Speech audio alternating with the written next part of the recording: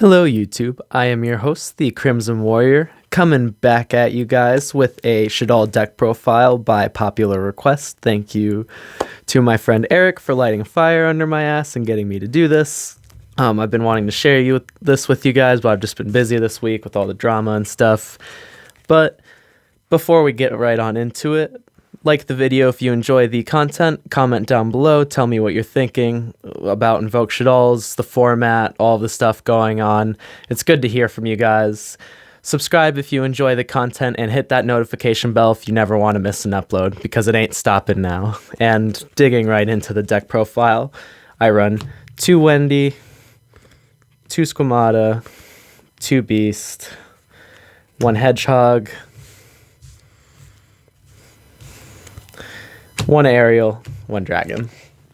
So this is pretty self-explanatory. Wendy special summons from deck when she's flipped or sent. Squamata, when flipped, kills things and sends other things, so he's basically another Wendy. Beast, when he's sent, draws 1, and if he's flipped, draws 2 and discards 1. Shaddoll Hedgehog adds a spell or trap from deck to hand when flipped, or when sent to the graveyard, adds a Shaddoll from deck to hand. Shaddoll Dragon is a compulse when flipped, and when he is sent, he is an MST. And Neil Shaddoll Aerial is our banish 3 when sent, and our flip resurrect our banished monsters, which is basically the main facilitator of the new turn 1 combos that this deck does. To finish the Shaddoll lineup, there's Shaddoll Incarnation,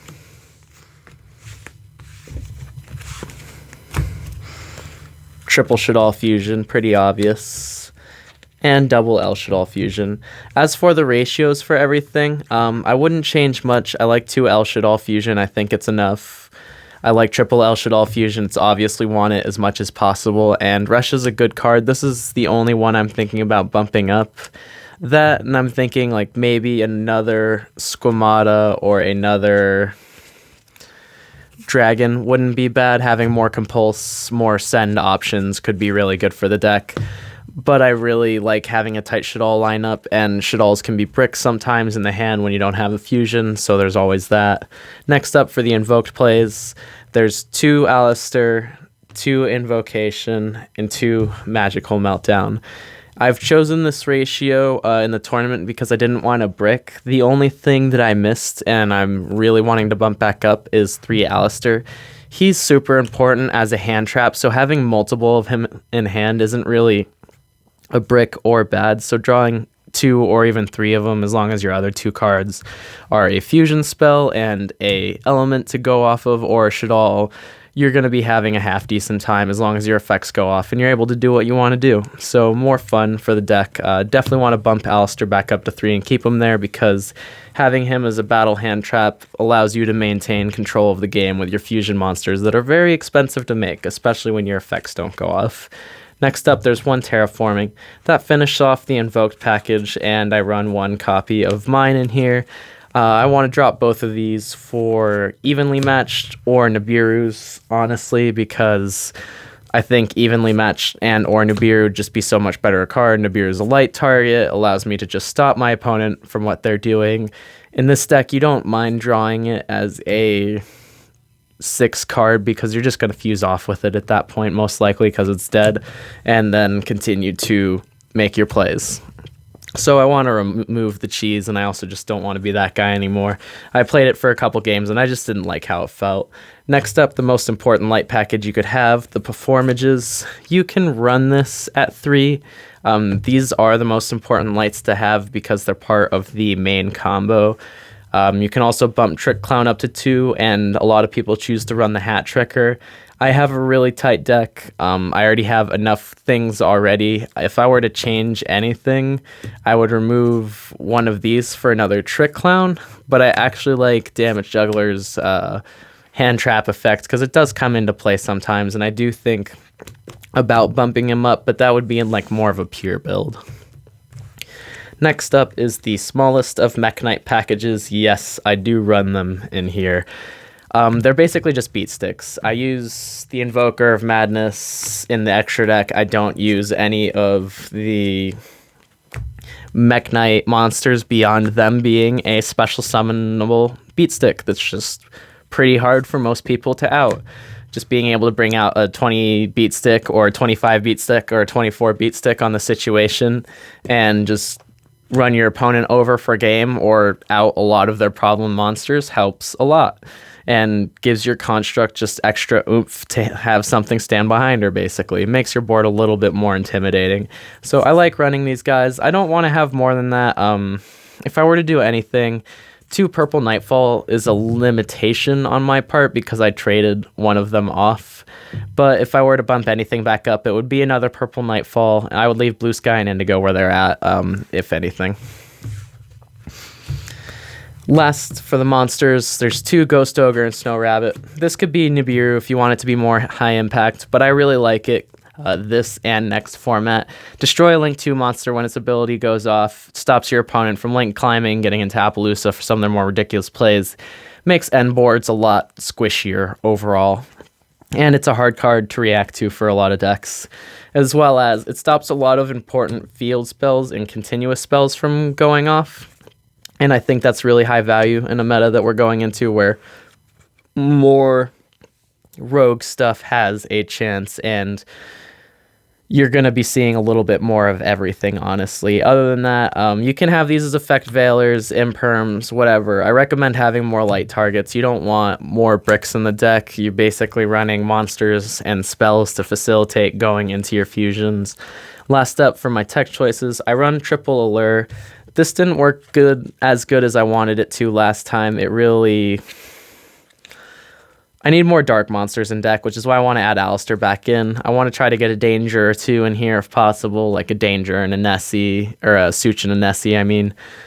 But honestly, that could be like another Squamata and maybe another Shaddoll monster of my choosing.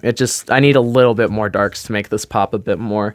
2 Called by the Grave. You want your stuff to go through, but seeing multiples of anything in this deck's really bad, and multiple Called by the Graves doesn't mean you can play the game. Then there's 2 Super Poly. This card's super powerful, especially in the mirror match. I want to bump it up to 3. It doesn't facilitate you playing the game turn 1, so seeing multiple copies of this first turn is awful, especially when you're forced to go first. And then 1 Pot of Avarice, which is good. Sometimes I don't like it, but you're supposed to draw it late game, and it's supposed to increase the longevity of the deck. That's what it's there for. You're supposed to get it to when your deck's sitting down to get a couple resources back in the deck, but I kind of want to cut it, use it for something else that could close games faster rather than use something that's patching up my game state. Maybe another Super Poly, maybe a Danger, or maybe just more aggressive cards. I really think the deck hard loses to anything that can stop you from activating your spells, and people underestimate people being able to Ash the hand trap, or Ash Shaddoll Fusion, I mean, and just about every part of the combo that we have can be interrupted by one hand trap or another. So if you're running Salad or one of the decks that has a hand trap hell variant, you basically, as long as you know what you're hitting, you can have a Shaddoll player have a pretty bad day, because Invoked can be Ghost Spell and Haunted Mansion, Invocation. Yeah, Invocation can be Ghost Spelled. Shaddoll Fusion can be ashed, and a lot of your stuff can be stopped even with Magical Meltdown on the field. So there's just that to think about, but it is a fun deck. It is super strong. As long as your stuff goes off, you're pretty happy about your day overall. And when you draw a combo, it's just great for you. And when your opponent plays right into you and can't stop the Shaddoll Fusion, it's a good day. So for the Link monsters, I run Almirage, Alistair, Cross Sheep, and Boral Sword. That's all I need, really.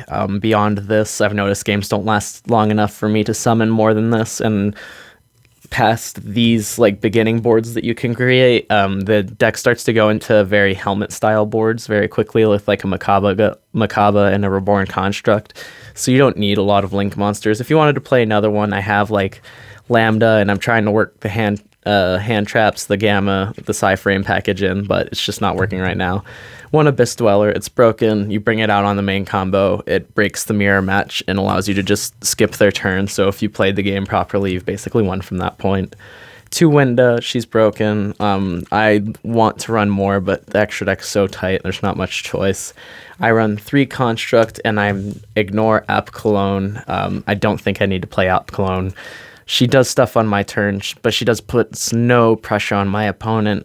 Doesn't force my opponent to really think to out it, and Construct forces my opponent in a position where they have to use resources to out it, so I really think it's better overall for my gameplay.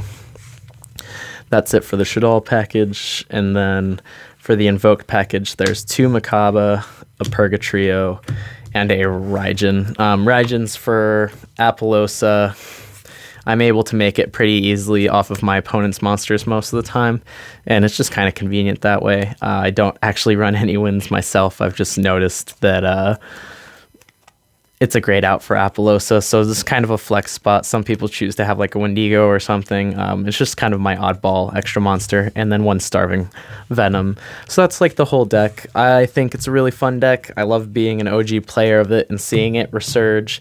It's interesting doing the mirror matches over and over again and learning the ins and outs of the deck with other players. It's really made me realize how like rusty I am, but it's really fun. I really recommend that anyone who enjoys it pick up the structure decks at the very least and play pure. You don't need to play the Invoked version right now if you're just getting the structure decks. That's a bit expensive, and with the upcoming ban list, there's always potential hits. Things can go wrong. You guys know what can happen, and with all of the fear mongering right now, we have no events going on, so there's not really reason to pick up the Invoked stuff if you don't already have it, but it's a really fun deck. I like playing it. I've meandered long enough. If you guys enjoy the content, give it a thumbs up. Comment down below. Tell me what you thought about the deck profile, my meanderings, and my opinions of it, and what weaknesses and strengths you think the deck has, especially going into the new Master Rule where we can play boards any way we want, really. Subscribe if you enjoy the content and hit that notification bell because it helps the channel out, honestly, and I really appreciate it if you guys do. Anyway, peace.